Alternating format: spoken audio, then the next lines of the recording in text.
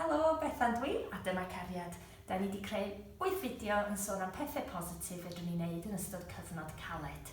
Mae'r fideo yma yn sôn am bwysigrwydd chwilio am bethau fedrwn ni fod yn ddiolchgar amdanyn nhw.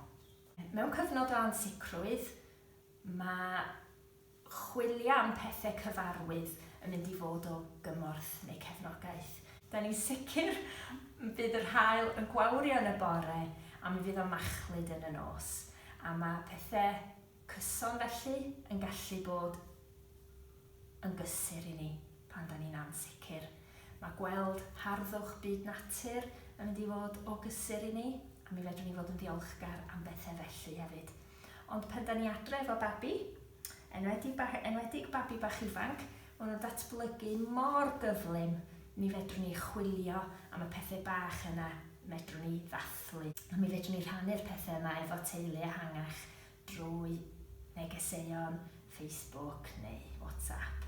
Falle bod y bychan wedi dysgu gwenu, a mae hynna'n rhywbeth i ni fod yn ddiolchgar iawn amdano fo.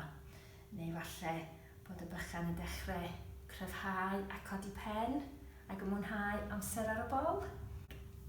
Mae yna gyfnod yn dod pan mae'r bychan yn gallu rolio a troi drosodd. Un o fy hoff atgofion oedd pan oedd y bychan yn chwerthin neu'n ymateb.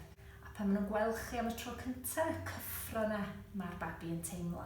Neu falle yn gweld brawd neu chwaer hŷn ac yn ymateb. Mi fedrwn ni fod yn diolchgar am y pethau bach yma. A dyna'r her heddiw ydy chwilio am y pethau fedrwn ni fod yn ddiolchgar amdanyn nhw. Mae adnabod y pethau dan yn ddiolchgar amdanyn nhw yn helpu ni i wybod beth sy'n neud i ni deimlo'n saff yn y byd. Felly o'n i'n sôn am y sŵn chwerthin, o'n i wastad wrth y modd yn clod y plant yn chwerthin. Dyna oedd yn neud i fi deimlo yn ddiogel, clywed synau o hapusrwydd o'n nghwmpas i.